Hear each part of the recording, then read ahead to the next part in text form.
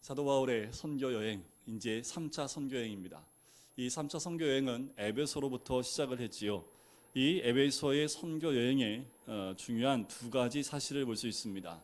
우리가 이미 보았듯이 첫 번째는 성령 세례를 베푼 사건입니다.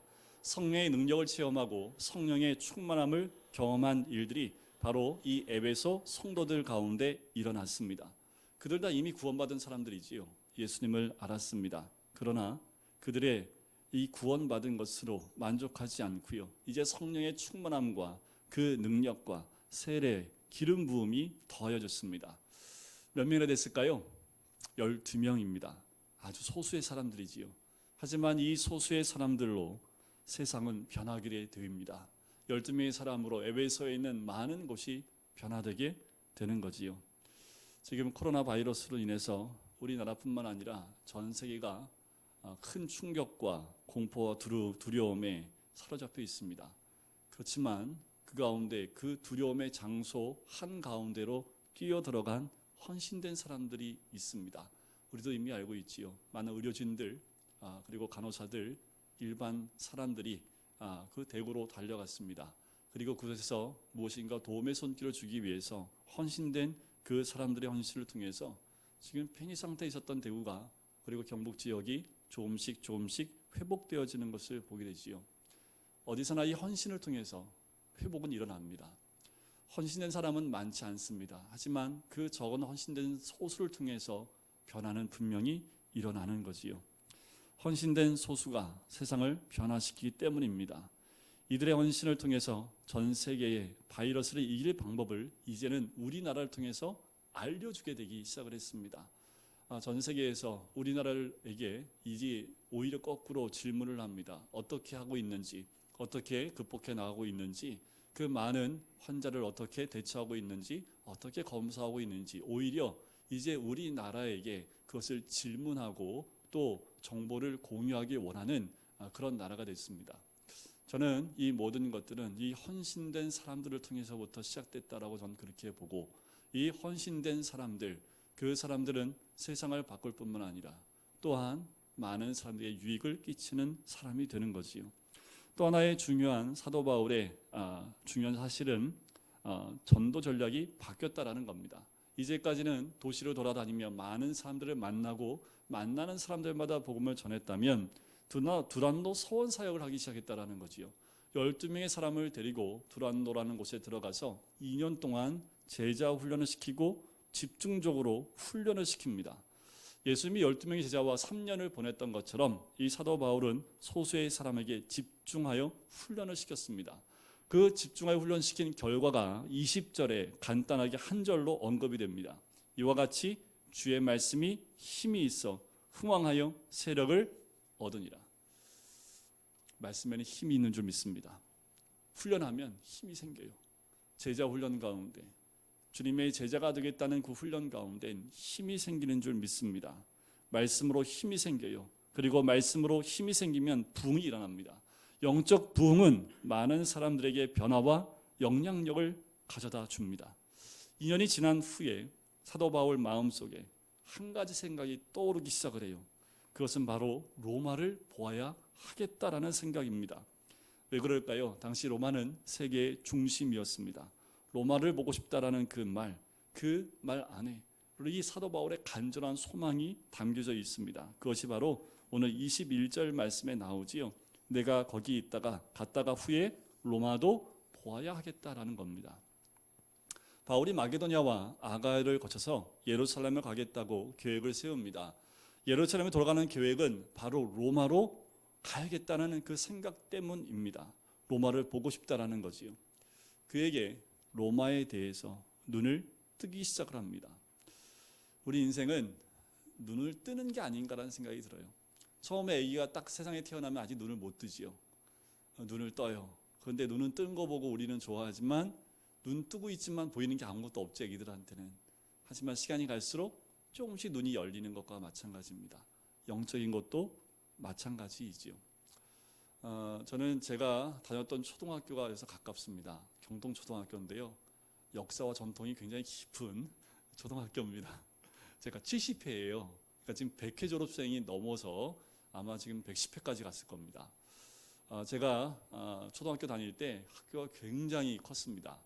얼마나 컸냐면 수영장이 있을 정도로 컸어요. 제가 초등학교 다닐 때 초등학교에 수영장이 있었던 학교가 흔치 않았으라고 생각하는데 수영장이 굉장히 컸습니다. 그래서 가보니까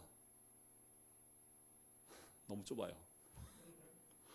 아니 왜 이렇게 작아졌지? 이 건물이나 뭐 이런 것들이 더 커졌나 봤더니 그게 아니라 제가 컸더라고요.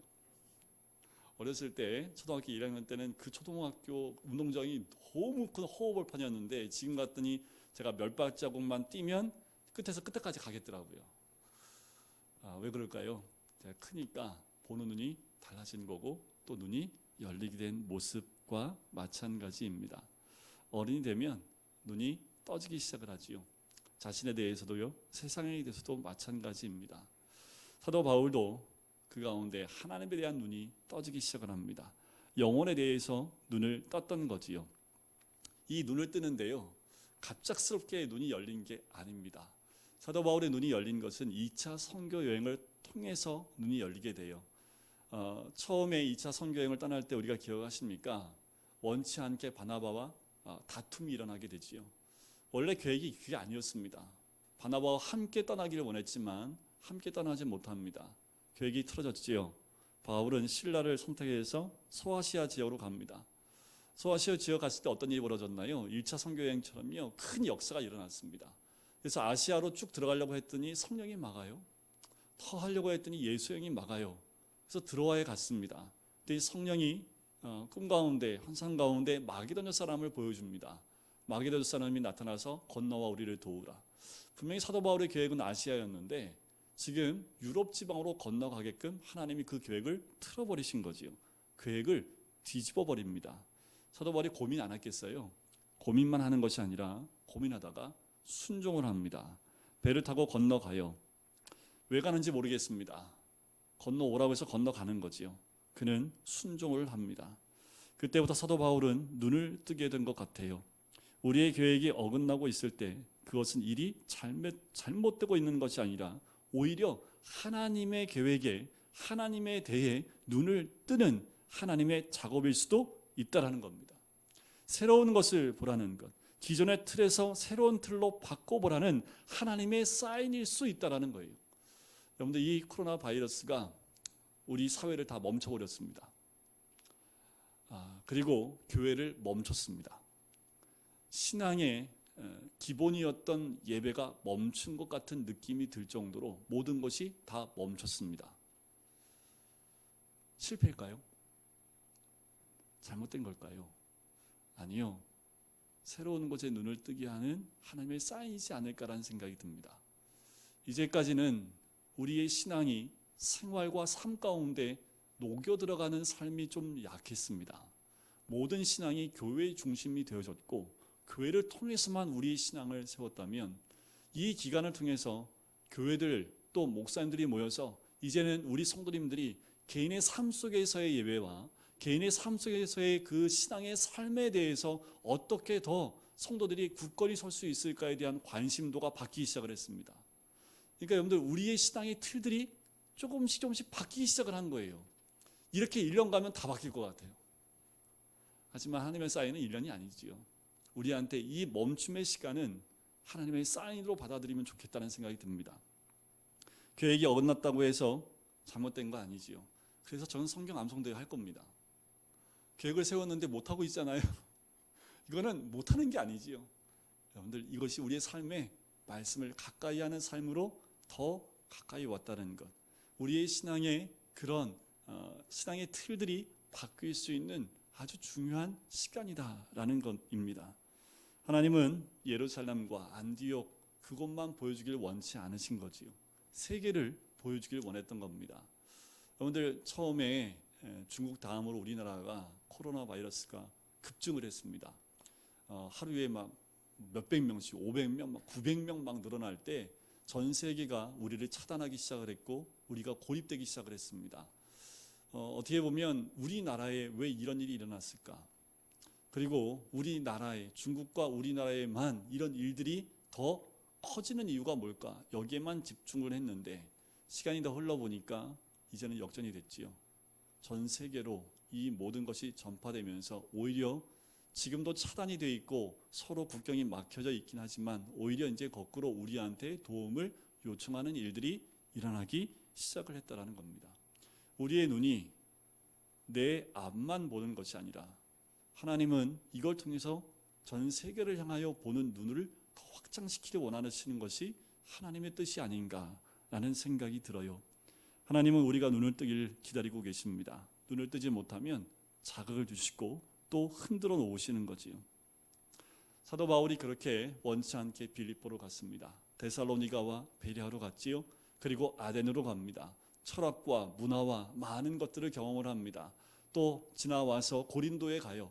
거기서는 경제와 모든 흐름들을 파악하기 시작을 합니다. 그리고 에베소로 건너옵니다. 에베소에서 또 다른 문화를 접하고 우상들을 접하면서 두란노 서원 사역을 하기 시작을 합니다. 그리고 나서 또 다른 생각, 하나님은 그의 눈을 로마로 향하여 눈을 뜰 수 있도록 하시는 거지요. 그러면 왜 바울이 로마를 보아야겠다고 생각을 했을까요? 아까도 말씀드렸지만 로마는 세계의 중심이었습니다. 사도 바울은 복음으로 그 로마를 강타해야만 했습니다. 사도 바울은 꿈을 가지게 된 거죠. 환상을 가지게 된 것이고 비전을 가지게 된 것입니다. 그러면 사도 바울이 로마를 보아야겠다는 말 속엔 어떤 의미가 있을까요? 로마를 보아야겠다는 그것은 성령님의 생각입니다.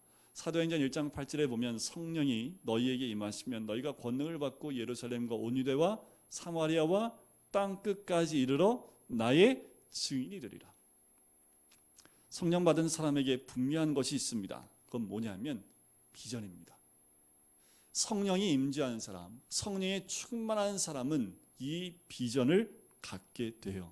왜냐하면 성령을 받았다라는 것, 성령에 충만하다는 건 뭐냐면 성령의 생각을 한다라는 겁니다. 성령이 나를 꽉 채웠다라는 건 뭐냐면 성령의 생각으로 내 머릿속을 꽉 채웠다라는 거예요. 그러니 땅끝까지 이르러 내 증인이 되리라. 나는 그 생각이 바로 우리 주님의 생각 아니겠습니까? 예루살렘과 안디옥을 중심으로 움직인 이 복음은 사마리아와 소아시아 유럽 일대를 휩쓸게 됩니다. 그리고 사도 바울의 마음속에 불타는 하나님의 비전을 가지게 되는데 그것이 바로 로마로 가고 싶다라는 겁니다. 여러분, 주님의 생각, 주님을 향한 초점들, 이것을 잃어버리면 안 됩니다. 때로는 그 일들, 눈앞에 있는 것들 때문에 하나님의 생각, 예수님의 그 비전과 성령의 생각을 우리가 내려놓을 때도 있다라는 거지요. 교회는요, 주님의 명령 때문에 존재하는 겁니다. 우리가 주님에 대해서만, 그분의 명령에 대해서만 관심을 가질 때에 우리가 존재하는 이유가 있는 줄 믿습니다. 우리 모두가 성령의 생각으로 충만해지는 우리 모든 성도님 되시기를 주님의 이름으로 간절히 축원드립니다. 그러면요, 그거까지 그거 왜요? 우리에겐 비전이 있고 더 먼 곳을 볼 수 있기 때문에 그렇습니다. 사도 바울이 그래요. 로마로 가야겠다라는 것이 무엇을 의미합니까? 로마까지 가야겠다고 얘기한 것은 로마가 중요한 게 아니라는 거예요.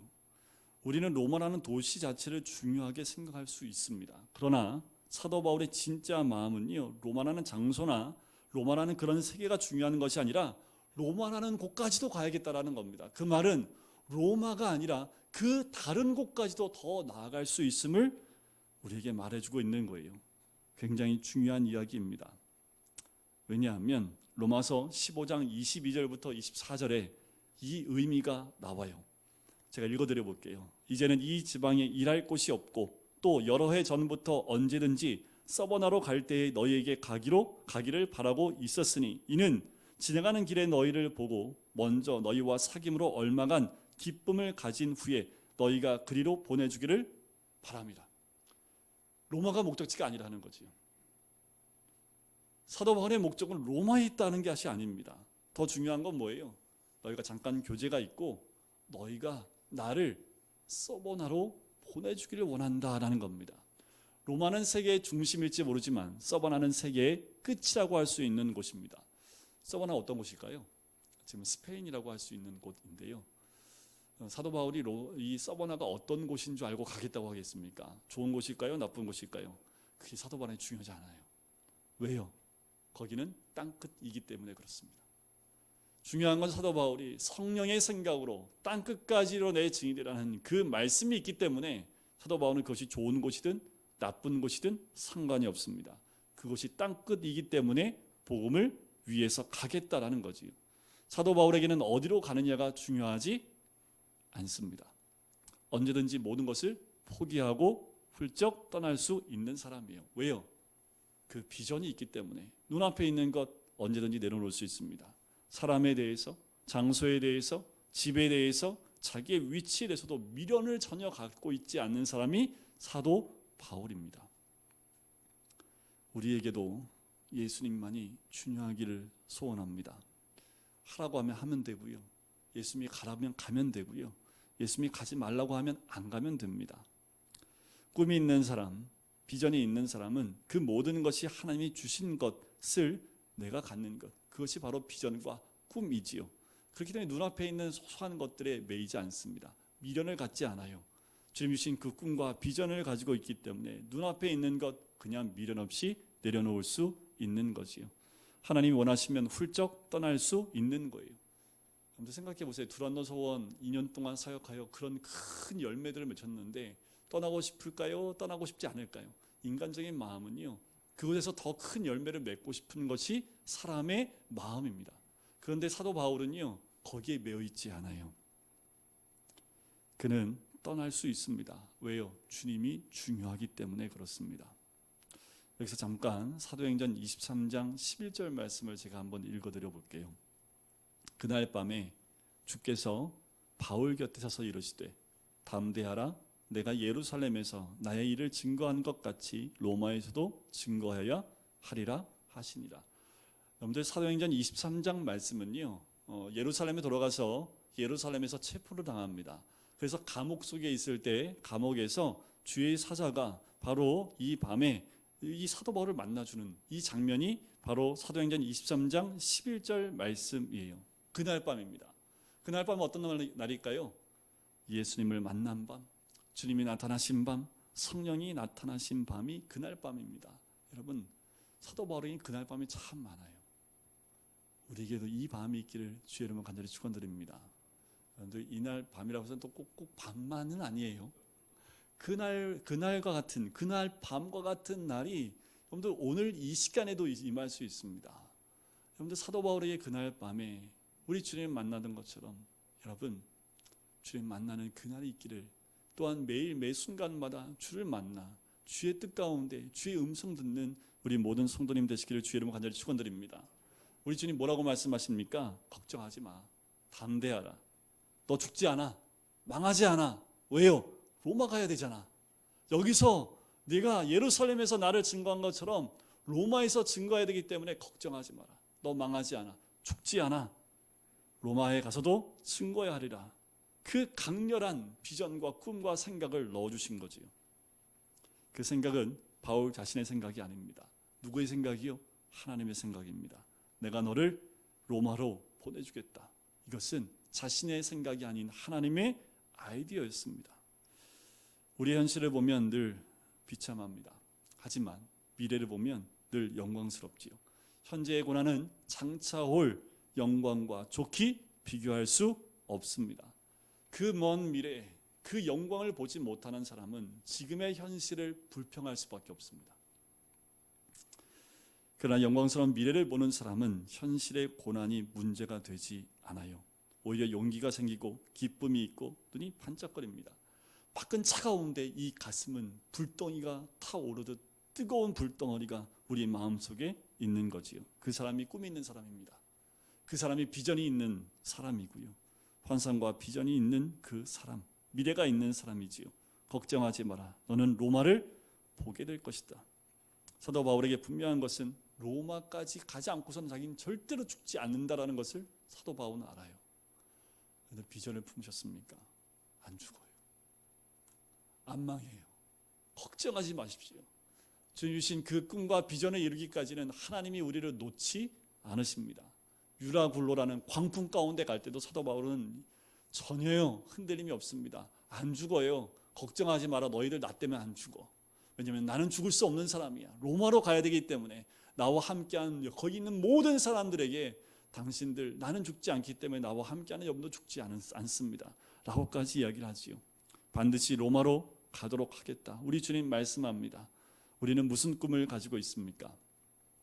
무엇을 위해 살아야 합니까? 먹고 입고 자는 것 기본입니다. 여기에 매이지 말아야지요. 우리의 꿈은 무엇입니까? 우리의 인생, 젊음, 청춘, 우리의 모든 것을 다 쏟아 부어야 될 그 야망이 도대체 무엇입니까? 주님을 위해 꿈을 꾸시길 바랍니다. 그 꿈을 위해서 굶어도요, 욕을 좀 얻어먹어도요, 매를 좀 맞아도요, 손해를 좀 봐도요 괜찮아요. 영광이 있기 때문이지요. 은혜는 내려놓음이 없이는 은혜가 없습니다. 꿈이 있고 현실은 현실이지요. 꿈의 그 원대한 포부와 또한 열정은 있지만 현실은 어떨까요? 소동이 일어납니다. 이 사도 바울은 늘 이 가슴엔 원대한 꿈과 비전과 영광이 가득 차 있지만 그가 대하는 현실은요 늘 소동이 일어나요. 갈등과 괴로움 뿐입니다. 23절에 보니까 도시에 적지 않은 소동이 일어났어요. 바울의 복음 전도로 큰 소동이 일어난 거지요. 데메드리오라는 은장색 때문입니다. 아데미 신상을 은으로 만들어서 파는 사람인데 이 아데미 축제가 있습니다. 5월 한 달 동안 진행되는데요. 이 한 달 동안 이 데메드리오와 은장색 그 주변에 있는 많은 우상을 판매하는 사람이 이 한 달로 1년을 먹고 풍족하게 먹고 사는 사람들인데 지금 바울이 전한 복음 때문에 그들이 망하게 된 거예요. 그러니까 어떻게 해요? 열이 나지요. 여러분, 세상이 왜 교회에 대해서 이렇게 좋지 않는 감정들을 가질까요? 이 통합 측에 있는 그 총회장님이 그 글 쓴 내용을 보니까 전국에 5만 교회가 넘는데 그 가운데 한두 교회 때문에 전국에 있는 모든 교회를 다 공격하는 것을 보면 마음이 아픕니다 라는 글을 썼습니다. 왜 그럴까요? 왜 한두 교회의 넘어짐 때문에 전체에 있는 모든 교회를 그렇게 공격을 할까요? 그 이유는요, 세상이 만들고 싶은 세상이 있습니다. 그런데 복음이 있으면 그게 안 돼요. 그러니까 이 복음을 없애야 되거든요. 그래서 공격을 하는 겁니다. 코로나 바이러스로 인해서 이런 공격들이 오는 것도 당연한 겁니다. 여러분, 한두 교회의 그 잘못을 전체 교회로 확대하여 그렇게 이야기하는 것은 그들이 원하는 세상은 교회가 있으면 안 되기 때문에 그런 것이지요. 여기에 있는 데메드리오가 그런 사람입니다. 복음이 있고 말씀이 있으면 자기들이 망한다라고 생각하기 때문에 공격을 해오는 거지요. 뭐라고 얘기합니까? 27절에 보니까 아데미 신전도 무시당하게 되고 온 아시아와 천하가 위하는 그의 위엄도 떨어질까 한다 하면서 소동이 일어나기 시작합니다. 사람들이 외치기 시작해요. 크다 에베소 사람의 아데미여 하면서 외치기 시작을 합니다. 바울을 따라다니는 두 사람을 잡아가지고 두란노 서원에서요 한 1km 정도 떨어져 있는 고연장으로 가요. 사도 바울이 가려고 합니다. 그 고연장을 가려 할 때 제자들이 막아요. 그리고 누가요? 아시아 관리 중에 바울의 친구들이 와서 들어가지 말라라고 권합니다. 자, 복음을 전한다는 것은 이런 고난이 있습니다. 위대한 꿈, 성령의 꿈, 하나님의 꿈을 가진 사람들은 반드시 이런 어려움과 대가를 치르게 되어 있어요. 누구든지 나를 따라오려거든 어떻게 하라고요? 자기를 부인하고 자기 십자가를 지고 나를 따르라. 자기가 내어놓는 대가가 있다라는 겁니다. 하지만 너무나 기쁘고 영광스럽게 스스로 택한 것이기 때문에 그 대가를 기쁨으로 우리가 극복해 나갈 수 있는 거지요. 32절에 보면 사람들이 외쳐 어떤 이는 이런 말을 어떤 이는 저런 말을 하니 모인 무리가 분란하여 태반이나 어찌하여 모였는지 알지 못하더라. 이 한 절이 참 중요합니다. 왜냐하면 이 글의 저자인 누가가 이 대중의 허점을 아주 예리하게 한 줄로 지적하고 있습니다. 왜 모였는지 몰라요. 흥분해서 모였는데 세상을 뒤집어 엎을 것처럼 소동하고 소리를 지르고 있는데 이들이 왜인지를 몰라요. 대중은 세상을 뒤엎지 못합니다. 항상 소수가 세상을 변화시키는 것을 보게 돼요. 이런 말이 있습니다. 99% 헌신된 100사람보다 100% 헌신된 한 사람이 세상을 변화시킨다 라는 말이 있습니다. 예레미야 5장에도 보면 하나님이 이런 말씀을 하셨습니다. 예루살렘 도성이 멸망해야 하겠는데 의인 한 사람만 있어도 멸망시키지 않겠다. 의인 한 명. 그런데 예루살렘은 멸망이 되지요. 왜요? 의인 한 명이 없기 때문입니다. 소돔 고모라는 의인 몇 명이 없어서 멸망을 했습니까? 단 10명입니다. 세상은 많은 사람이 아닌 하나님은 의인 한 명, 100% 하나님께 헌신된 그 한 사람만 있을 때에도 하나님은 소망을 버리지 않는다라고 말씀하시는 거지요. 34절에 보면 그들이 계속해서 외치기 시작을 해요. 크다 에베소 사람의 아담이요. 몇 시간 동안이요? 2시간 동안 외칩니다. 여러분들 재밌는 게 뭐냐면요. 뭐가 재밌냐면 이 상황 가운데 들어가면 재밌진 않겠지만 이 에베소라는 도시가요. 아데미 때문에 세워진 도시거든요. 거의. 항구가 있기 때문에 항구를 중심으로 세워지기도 했지만 아데미 신전을 중심으로 이 도시가 다 돌아갑니다. 몇 년 동안 그랬을까요? 셀 수 없습니다. 그 말은 뭐냐 하면 이 도시는 아데미 신전을 없애면 존재할 수 없는 도시입니다. 그러니까 모든 사람 뼛속 깊이 삶의 구석구석에 이 아데미 이 우상이 다 자리 잡고 있어요. 그런데요, 단 2년 만에 다 뒤집어 버렸습니다. 이게 상상이 되세요? 이 도시의 근간이 아담이란 우상인데 그게 1, 2년이 아니라 수십 년, 어쩌면 굉장히 오랜 시간 이 도시의 존립을 하게끔 만들었던 것이 이 아담의 신상이었는데 사도 바울이 들어가서요, 딱 두란노 소원에서 2년 딱 사역하고 나니까 이게 다 뒤집어 버립니다. 이게 복음입니다. 여러분, 우리가 우리 생애가 얼마만큼 영향을 줄 수 있느냐가 참 중요해요.